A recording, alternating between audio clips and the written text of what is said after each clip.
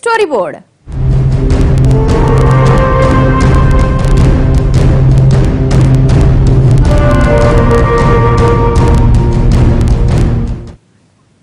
ఆకలేస్తే అన్నం ఫ్రీ, అలిసొస్తే ఆయిల్ ఫ్రీ, మాట్లాడటానికి సెల్ ఫ్రీ, నెలాఖరులో దానిలో బిల్లు ఫ్రీ, తిరగడానికి స్కూటీ ఫ్రీ, ఉక్కపోస్తే ఫ్యాన్ ఫ్రీ, బోర్ కొట్టకుండా సీరియళ్ల కోసం టీవీ ఫ్రీ, ఇంటి గ్యాస్ ఫ్రీ, పిల్లలకు ల్యాప్టాప్లు ఫ్రీ. ఇలా ముందు వెనక ఆలోచించకుండా అన్ని ఫ్రీగా ఇచ్చేస్తోంది ఎవరో ఇప్పటికే మీకు అర్థమైపోయి ఉంటుంది.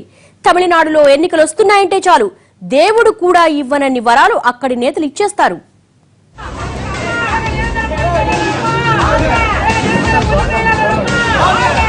మన దేశంలో మిగిలిన అన్ని రాష్ట్రాల్లో పుట్టడం ఒకెత్తు, తమిళనాడులో పుట్టడం మరో ఎత్తు.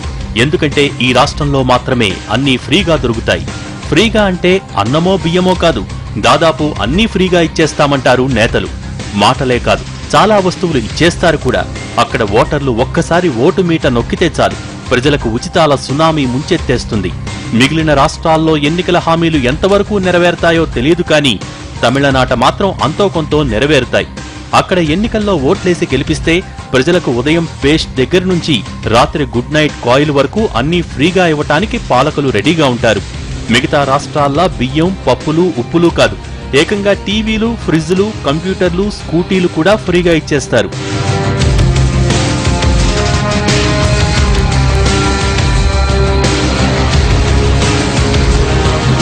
తమిళనాట ఎన్నికల తేదీ దగ్గర పడే కొద్దీ ఎవరు ఏ ఉచిత పథకాలు ప్రకటిస్తారో అని అంతా ఆశగా ఎదురుచూస్తారు.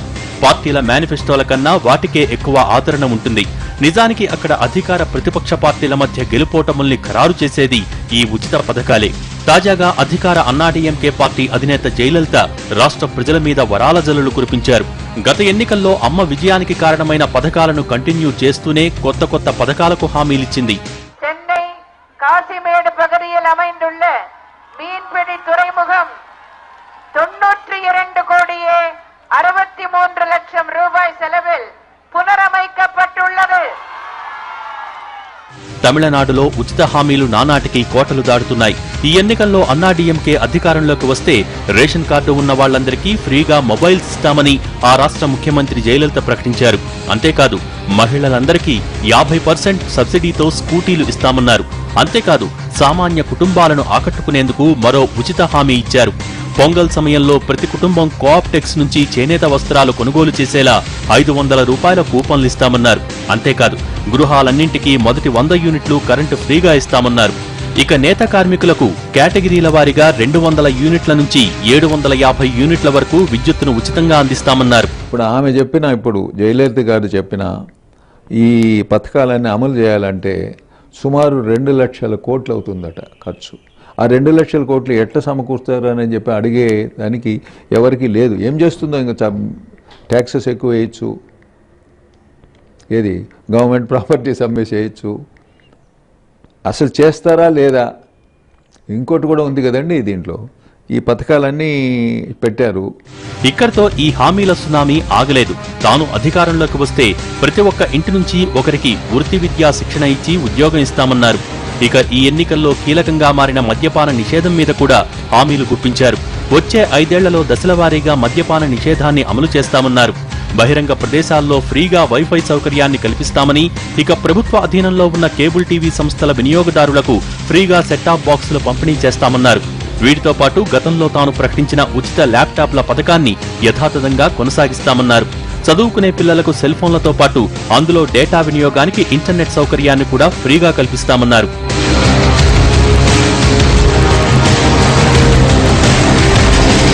ఇలా సామాన్యులకు ఎరలు వేయటమే కాదు, ప్రభుత్వోద్యోగులు, ఇతర వర్గాల వారికి ఇదే రీతిలో వరాల జల్లులు ప్రకటించారు. మహిళా ఉద్యోగినులకు ప్రసూతి సెలవుల్ని 9 నెలలకు పెంచారు. అంతేకాదు, ప్రసూతి సాయం కూడా 12,000 నుంచి 18,000కు పెంచుతామన్నారు. ప్రభుత్వ ఉద్యోగులకు ఇళ్ల నిర్మాణానికి తలా 40 లక్షల రూపాయల వరకు సాయం చేస్తామన్నారు. ఇక ప్రతి ఏటా తాను సామూహిక వివాహాల్లో ఇస్తున్న మంగళసూత్రంలో బంగారాన్ని 4 గ్రాముల నుంచి 8 గ్రాములకు పెంచుతామన్నారు. ఇలా జయలలిత ప్రత్యర్థులు ఊహించని స్థాయిలో ఉచిత పథకాలను ప్రవేశపెట్టారు. తమిళనాట ఉచిత పథకాల వ్యూహం దశాబ్దాలుగా అనధికార ఆనవాయితీగా మారిపోయింది. ముఖ్యంగా జయలలిత, కరుణానిధి మధ్య ఈ యుద్ధం ప్రతిసారి నడుస్తోంది. ఇంకా చెప్పాలంటే తమిళనాట అధికార పీఠాన్ని నిర్ణయించే స్థాయికి ఈ ఉచిత పథకాలు చేరుకున్నాయి. ఎన్నికల ప్రచారం 2 నెలల ముందే మొదలైనా నెల కిందటే పార్టీలు తమ మేనిఫెస్టోలు విడుదల చేసినా అందులో ఎక్కడా ఉచిత పథకాల గురించి ప్రస్తావన చేయలేదు. ఎందుకంటే ముందు తాము ప్రకటిస్తే వాటిని చూసి ప్రత్యర్థి పార్టీలు ఇంకాస్త ఎక్కువగా ఫ్రీ పథకాలు ప్రకటిస్తాయన్న భయం. అందుకే ఈ ఉచిత హామీల ప్రకటన విషయంలో కూడా 2 పార్టీలు చాలా వ్యూహాత్మకంగా వ్యవహరిస్తాయి. ఒక రాజకీయ పార్టీలకు ఇది తెలిసిపోయింది ఏంటంటే ఓటర్లను ప్రలోభ పెట్టినట్టయితే, ఓటర్లకు రకరకాల వాగ్దానాలు ఇవ్వనట్టయితే మనకు ఓట్లు పడాయి. సమాజానికి దీర్ఘకాలికంగా పనికొచ్చేటి ఇన్ఫ్రాస్ట్రక్చర్ డెవలప్మెంట్, ఇప్పుడు మేము ప్రతి గ్రామంలో చక్కటి రోడ్ వేయిస్తాము, లేదా ప్రతి ఇంటికి ఒక మరుగుదొడ్డి నిర్మిస్తాము, ప్రతి స్కూల్లో మరుగుదొడ్డి నిర్మిస్తామంటే ఓట్లు పడేటట్టుగా లేవు. ప్రజల్లో ఏమనుకుంటున్నారంటే నాకేమిస్తావు, ఇవ్వాలి ఇస్తావా లేదా, అటువంటి పరిస్థితి మనమించి మనమే కల్పించుకున్నట్టుగా అయిపోయింది. ఇప్పుడు కూడా కరుణానిధి డీఎంకే కొత్త మేనిఫెస్టోను విడుదల చేసిన రోజునే కాంగ్రెస్ అధినేత్రి సోనియా గాంధీ తమిళనాడులో ప్రచారానికి వచ్చి కరుణానిధితో ప్రచార సభల్లో పాల్గొన్న రోజునే వ్యూహాత్మకంగా జయలలిత కూడా తన ఉచితాల మేనిఫెస్టోను ప్రకటించారు.